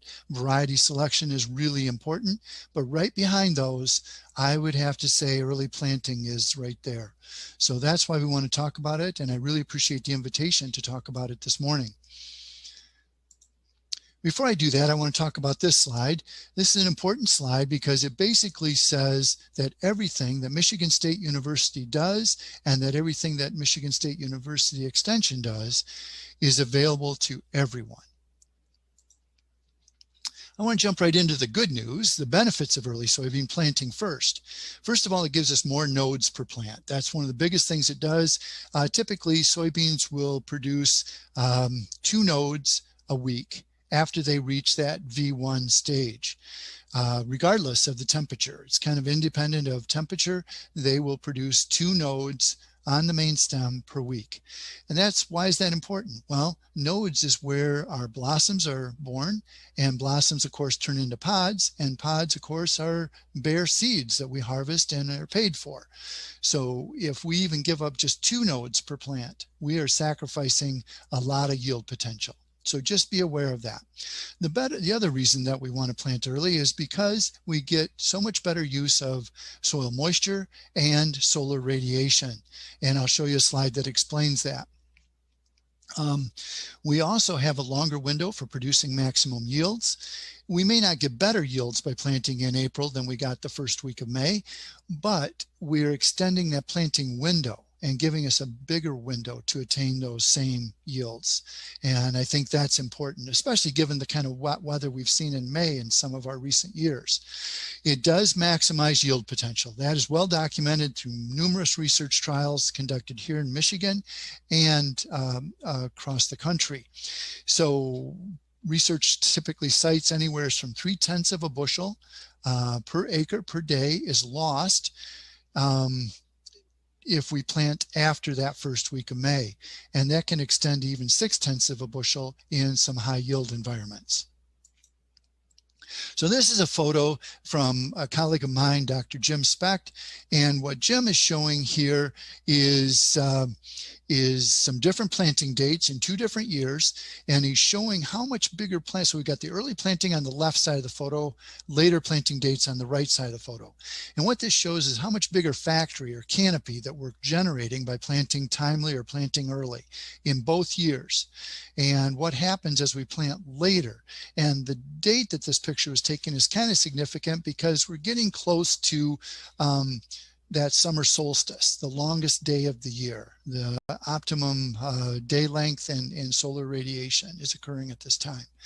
And what happens is we got a nice canopy here to harvest that and produce sugars for the plant through photosynthesis. And here we have less of a canopy to harvest the sunlight, but we also have more bare soil for the sunlight to actually drive soil moisture out of the soil through the process of evaporation, which we don't want. We want that moisture to go through the plant and to be transpired through the plant, not evaporated off the soil surface. What this is the map of Michigan that shows our planting date trials. I'll just jump into some of our data. We looked at 3 trials in 2019, and we had 8 trials in 2020, and this is the locations.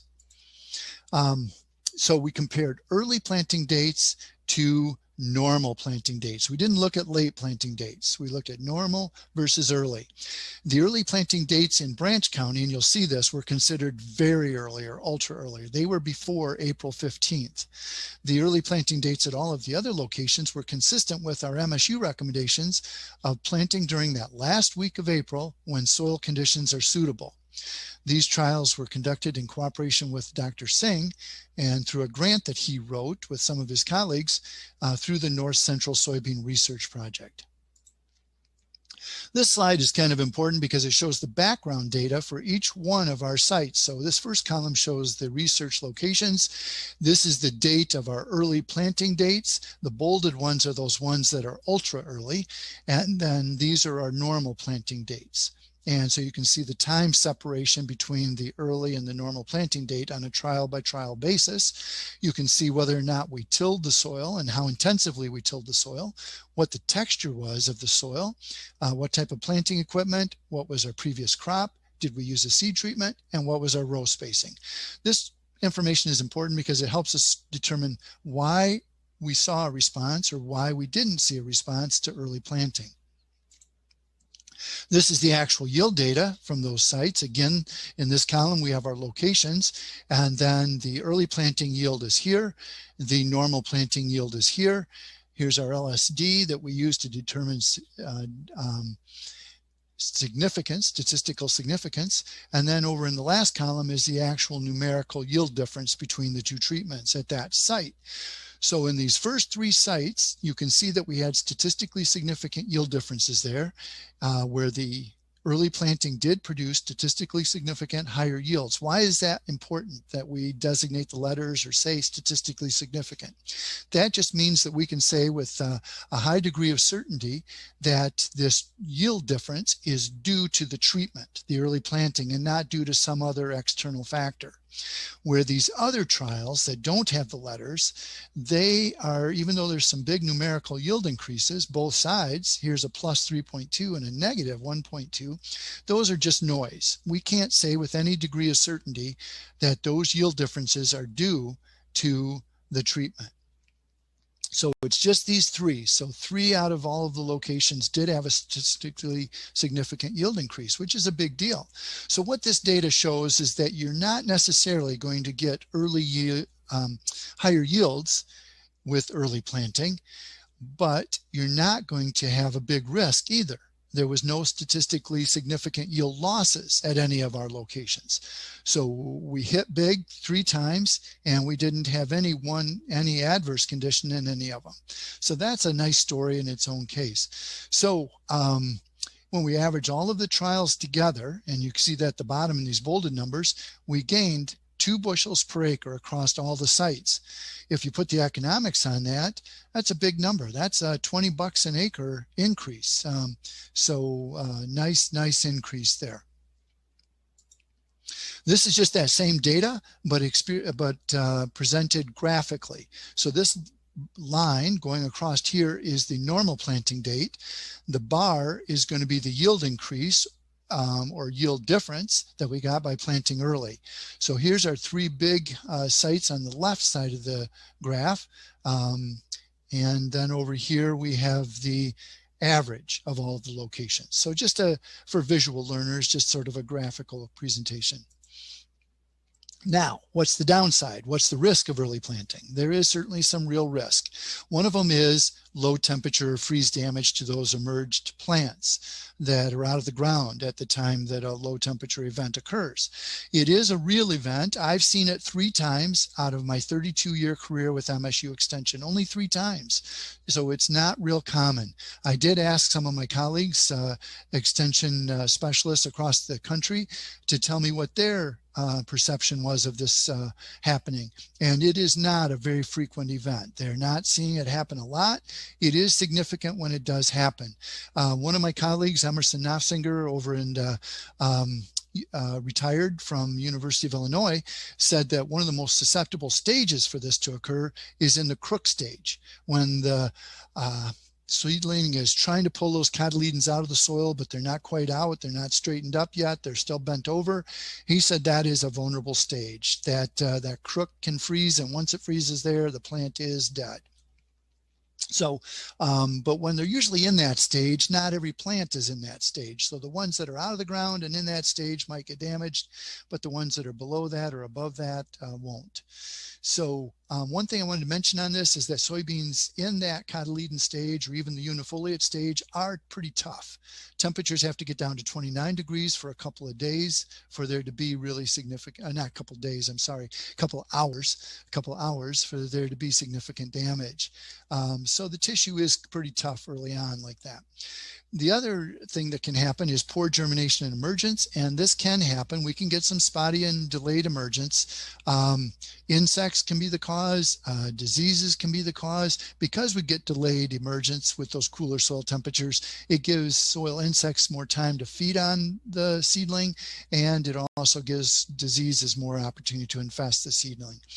This imbibitional chilling injury is something you'll read about and hear about, and it's one of the biggest reasons why they recommend not planting until after the soil is above 50 degrees. But we'll present some data that talks about that a little bit. There's mixed feelings on how significant this really is. I think there's some things that we can do to manage that, so we'll talk about it. But basically what that is we want to protect, we don't want to plant the seed in a situation where it's going to be taking in cold water very rapidly. And when I say rapidly, in that first 12 hours of that seed's life in the soil, we really don't want it to take up cold water very rapidly. So Crusting is another real issue with early planting. Bean leaf beetles, those critters like to infest fields that are the first to emerge. Sudden death syndrome is a real issue. Early planting does aggravate that condition, but there is a lot of research out there that says that you do not want to delay planting just to manage sudden death syndrome. Even with sudden death syndrome, because we've got tolerant varieties, we've got some seed treatments, definitely use those with early planting, but don't delay planting because of sudden death syndrome. Crop insurance is potentially an issue here in Michigan, but it may not be a problem there in Canada. I want to show this slide because we did see some freeze injury in 2020 through that big cold Arctic blast that came in early May this year. And these plants, unfortunately, were emerged at the time that came through. And you can see this plant is dead. He's not going to make it. And the reason we know he's not going to make it is look at this dead tissue right there in the hypocotyl below the cotyledons. That plant's dead. He's never going to come back. You can just count on it. What about this one though? We've got some dead tissue here to the unifoliates. The main growing point is probably killed outright, but look at how bright and healthy the cotyledons are. This plant gives me optimism. So, and I'm not normally an optimistic person, but with this plant, I am feeling pretty good. So what we have to do in this scenario is we have to come back 7 to 10 days later and revisit this field and see if we have signs of new growth. And I'll show you what happens 7 to 10 days later. This plant is from that same field. The main growing point was stressed to the point that it stressed the message, and the hormones said that I'm just having trouble here, the plant hormones. And so what happens is it was able to produce 2 new shoots, 2 new main shoots out of these axillary buds here in this node. And so that's a really good sign. That's what you're looking for.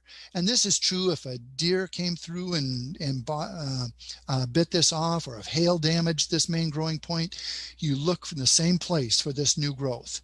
Actually, any node, but this is the only node that's available on this plant, and this is where this is happening. So that is a viable plant. This is some work that Horst Bonner did in Ontario, and it's to show the imbibitional chilling injury effect. And Horst does not put a lot of stock into the risk of imbibitional chilling injury any longer. It is something that can occur, but it's probably a rare occurrence, and we can protect ourselves against it a little bit. But this is some work that he did nonetheless that does show that it did impact this in a greenhouse study. So what they did is they planted the seed here into some really cold soils, 45 degrees for the first 24 hours of that seed's life. And you can see we got terrible, terrible stand. Now, what we did is we planted into warmer soil for the first 8 hours of the seed's life. Then it turned cold for the next 4 days. And we just got a nice stand. Every plant came, just a really good stand. So it is really that first 8 to probably 12, some people say 24 hours of the seed's life, that is the most important to protect from cold water getting into the seed. And we'll talk about how to do that here in a little bit. I kind of skipped over that slide because that was pertinent to Michigan. It just basically showed the crop insurance earliest planting dates. You may have something like that in Ontario and Manitoba, and if you do, pay attention to those. But in Michigan, all you're giving up is the replant coverage. You're not giving up all of your crop insurance coverage, just the replant coverage by planting earlier than those dates. So now I want to jump into some management recommendations. If we're going to plant early, let's maximize that. Let's get the best yield potential. Let's minimize our risk. And these management practices do both of those. So, variety selections. Number 1, typically full season beans for the area is what you want. Some agronomists will say you even want to go a little bit longer than a full season bean in that area. I would say just plant your full season bean. In Michigan, for much of Michigan, a 3.0 is a full season bean. No need to really go any longer than that with early planting. So always select disease-resistant seeds. You're not paying extra for it, and you're getting some really good insurance coverage, especially for things like sudden death syndrome. I would even look at a white mold tolerant variety as well, and probably something that has good Phytophthora resistance or tolerance. Seed quality is important. We really want to have the highest possible seed quality because that'll give us a little bit thicker seed coat, and the seed coat will reduce the speed at which the cold water enters into the embryo. So very, very important. You might want to consider running the vigor test, either an accelerated aging test or a cold germination test on the seed. You will have to pay extra for that and allow the time to have that done. In Michigan, we would have that done through our Michigan Crop Improvement Association. Seed treatment, moisture. You're not going to get the moisture content on your seed tag, but you could maybe ask about it. And the reason it's important is seed with a little bit higher moisture content is going to imbibe that cold water slower than seed that's overly dry. When I say overly dry, maybe 10%, 11%. I'd rather be planting 12% or 13% moisture seed than I would 10 or 11% if I'm planting early, is what I'm trying to get at. All right, seed treatment is essential. A good fungicide package, something that's going to be effective against Pythium, sudden death syndrome, and Phytophthora would be essential. The other reason seed treatment is important is it kind of ensures that you will have some replant coverage from your seed company. Soil temperature. I'm being pretty aggressive here, but that's and it's against my nature. But for those of you that are more cautious, make sure that the temperature is above 50 degrees. I think you could plant temperatures at 45 degrees for the first 12 hours of that seed's life, but probably not below that. Acceptable stands. Again, I'm going to be pretty aggressive here, and I base this on a lot of research that we conducted in Michigan, but 65,000 plants when planted timely or early at harvest will really produce surprisingly high yields, and I'll show you some data that shows that. And when you're making a replant decision, never tear up an existing stand. That's just something we don't do anymore. What you want to do is you want to come in and supplement the existing plants and plant some additional seed in there. You don't want to go too thick, maybe arrive at that final stand of 100,000, maybe 120,000, but that's all you really need. And again, I probably wouldn't even do it if I had 65,000 plants out there. I would not consider coming back in and supplementing even. So weed management, just make sure you understand the herbicide restrictions on some of these new traded varieties, how, if there's some windows, growth stages when you can no longer apply the herbicides, make sure you understand those. And then bean leaf beetle management. I think scouting and being ready to treat for bean leaf beetles is important in early planted fields. And in Michigan, the threshold is 50% defoliation. Tillage is a mixed bag. Certainly tilling the soil will warm the soil faster and it will cause earlier germination. Why do I say that's a mixed bag? Because if we're getting earlier germination and emergence, we might be exposing those early planted fields to that frost freeze damage. Where if they laid in that colder soil a little bit longer, they might not emerge in time to get nipped by an earlier freeze event. So it's kind of a mixed bag. I will say though, in the no-till conditions, whenever I have seen frost damage, and I've only seen it 3 times in my 32-year career, 3 different situations, but 2 of them were in a no-till condition, and the damage was more severe where the residue was thicker around the plants, either closer to the plants or thicker. So that's the story there. Planting rate, we do recommend increasing the planting rates by 10% when planting in April. Don't go crazy, but an additional 10% will not hurt anything. Planting dates. MSU's recommendations are that last week of April through the first week of May is basically optimal in most years. Row width. All row widths are fair game. You give up that narrow row advantage when you're planting early, so wide rows certainly will perform well when planting early. This is that yield data I wanted to mention because it's 58 trials. And what it is it's our planting rate trials from 2015 to 2020. And what I'm showing here in this table is I'm showing you the years, and then I'm showing you the lowest planting rate that we had in the trials, 80,000, the highest planting rate, 160,000, and comparing those. So we have the actual stands that we had. So we dropped 80,000, and in 2015 our average of all the trials was 70,000. So here we dropped 160,000, and then in 2015 our average was 141,000. So that's the stands that we achieved. It's the average of roughly 10 trials per year is what you would have here. 10 trials per year averaged. Same with the yields. So the next column is the yields. So we ended up with 70,000 plants per acre here, but we yielded 58 bushels per acre on average. Well, here we had twice as many plants, 140,000, but we only gained what, 1.8 bushels per acre, something like that. Just very nominal increase. So just look down through there from year to year, given the year-to-year variability, and you'll see the yields never really exceeded 3 bushels per acre.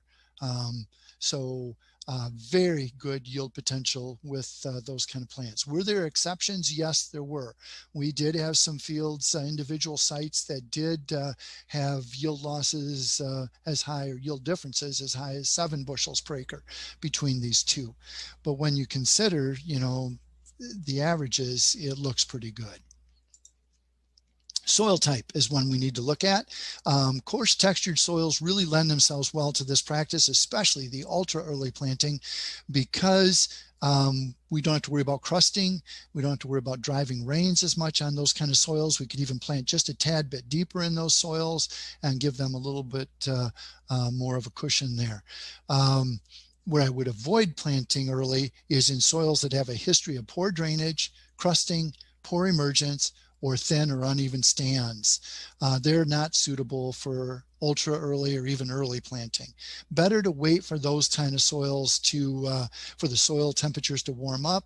You really want the seed to get out of the ground fast in those scenarios. So that's kind of what we're looking at there. Planting depth. Reason we might want to plant a little bit deeper with early planting is it gives you a more uniform temperature and moisture regime for that seed to reside in. Just avoid those wide fluctuations. There's the University of Nebraska information shows that this 1.75 inches is the optimum depth for soybean planting. So regardless of date. So that's kind of important. With that, I'll stop and answer any questions that you might have. Again, I really appreciate the opportunity today. Well, thank you very much for your presentation, Mike. As Mike said, we'll now take questions on his early soybean presentation. Take this opportunity to type your question in the chat box to the right, and we'll begin our Q&A. And I'm going to exercise the moderator's prerogative here, and I'm going to ask a question. And that is, you are conducting research for a network of local growers under local conditions, making a presentation to growers from Western Canada, Ontario. They're obviously going to have to adapt what you're talking about a bit to their local conditions. So can you talk a bit about what are the universal principles that you would start from when somebody's talking about wanting to grow soybeans and plant them a bit earlier? Sure. I'd say number one would probably be that variety selection. I think choose a full season variety if you're going for yield. Now, if you're trying to spread out your harvest window, then you may want to plant a little bit earlier maturing variety. But there's just a lot of information out there. If you're really going for yield, your full season bean for your area is going to perform the best in that scenario. I would say seed treatments are probably another thing that most agronomists would say transfers across latitudes. We're just planting into tougher conditions. The seed's going to lay in that soil for so much longer. Good seed treatment is probably a solid recommendation across environments. I would say row width is not a big deal, except there is information out there that says as we get further north, we do squeeze in our rows a little bit better because we're going to get maybe a smaller canopy and we'll just get better, maybe higher seeding rates and narrower rows perform better in those northern latitudes. Trying to think of some other universals. Seed quality. Definitely. Don't even try to hedge your bets on that. If you've got wrinkled seed coats, if you've got checked seed coats, those are not candidates for early planting. And I think the other one would be that soil type would be another one. And the reason I bring that up is because I thought just the opposite. This shows my lack of practical experience. But if I had marginally drained soils and they were dry that last week of April, I would be tempted to get in there and get those tough fields planted first, would be my mentality. And that way I got them checked off and it can rain all at once. Well, in visiting with practical growers that have been at this and earned their living doing this, they say that that's not the way to go. They say that that has backfired on them year in and year out. It's better to let those tougher soils, the soils that are prone to crusting, the soils that are prone to poor drainage, or where they have problems with stands in the past, let the soils warm up in those scenarios and plant those a little bit later. Just get the seed out of the ground fast in those kind of soils. It pays better dividends. So I would say those are probably the 3 or 4 uniform ones that would transfer across latitudes. And one of the things that struck me was that it seems like it's very important to be watching the forecast. And you were talking about if you can plant into that warm period, then it will seem to tolerate a period of cold afterwards and warm up, and you can kind of bounce back from that. Can you tell us a little bit about what's that sort of the ideal day for planting then in the spring? If you're looking at the forecast, what are you looking for? Oh boy, you really want to avoid that hard rain, a significant rain. That will do you in more than any single event. The water will either be, it'll cause 2 things. It'll either cause crusting, in those soils that are prone to crusting, or it can definitely damage the embryo with that imbibition, the chilling injury. So cold rain is just the number one thing you want to avoid. So try, and I know that's hard because, we're always trying to beat the window, beat the rain to get planted. But boy, in 2017 here in Michigan, we did plant a lot of beans early, and then we did get that kind of wet weather and just ugly stands. So I think that's, to me, is the biggest weather concern would be the rain. And one thing that Horst and his colleagues in that publication that I cited, one of the things that they cited as a management strategy is, okay, if that soil is a little bit cold on the day that I want to plant, but everything else is good, what I want to do then is maybe consider planting in the afternoon, the early afternoon. Let that solar radiation warm up the soil a little bit, get the seed planted into a little bit warmer condition, and then get that maybe 6 to 8 hours before we get some cooler temperatures. So that might be an important thing. Weather-wise, the only other thing would be, I think you really do want to never plant into muddy conditions. This is all predicated that you're going to have good conditions, good planting conditions. The whole thing is you don't want to, I guess what I'm looking at it with early planting is I'm trying to spread out my planting window. I'm not necessarily planning on those higher yields. I just want to get a bigger window to get my crop in the ground and give it a good chance to get going. And mudding it into wet conditions is just is going counter to that. So you don't want to do that. So you want good dry planting conditions. It's just hard for me to let those go in Michigan if it's the last 10 days of April. You really, I think, and there's one other thing I should say is that, and I think maybe we know this, but soybeans are so forgiving in how long they can lay in the ground, how they can emerge under different conditions. With corn, we really want those plants to come up out of the ground almost, within hours of each other, if at all, ideally. Soybeans are not that way. They can come up in different times and still get a very good yield. They're just a very forgiving, flexible plant in the length that they flower and how they set their seed. So I think that lend themselves to maybe planting in a little tougher conditions than what corn does. And a question from viewer here. How dry does it have to be before cold water is less a concern in terms of percent water holding capacity? It would have to be really dry, because this seed, and I don't know if I can put a number on it, I'm sorry, but I know that when you read the articles on early planting, the seed will imbibe, it'll get the moisture it needs to get going with some really dry soil conditions.